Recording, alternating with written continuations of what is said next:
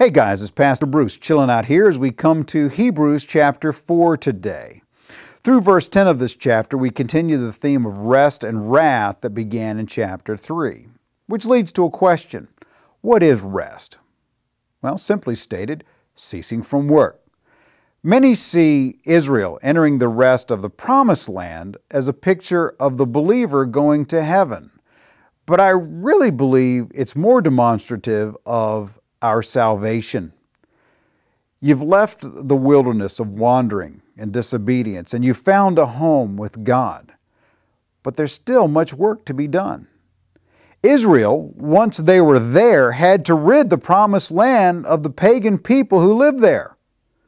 It's very much like our own sanctification as we continue to rid our lives of the junk that keeps us from being as close to the Lord as He and we should desire to be.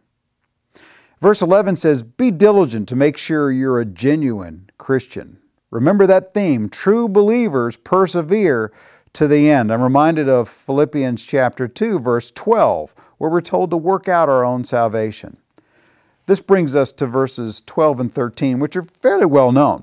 "For the word of God is living and powerful and sharper than any two-edged sword, piercing even to the division of soul and spirit, and of joints and marrow, and is a discerner of the thoughts and intents of the heart. And there is no creature hidden from His sight, but all things are naked and open to the eyes of Him to whom we must give account." You may be able to fake it sometimes with other people, but God absolutely knows the genuine article from the counterfeit. Take comfort in this. Jesus knows every temptation and every struggle you go through. He is our great high priest. We'll see more of this later in the book. And Jesus wants to give us His grace to make sure that we persevere, that we don't despair. Verse 16 explains it so beautifully. "Let us therefore come boldly to the throne of grace, that we may obtain mercy and find grace to help in time of need."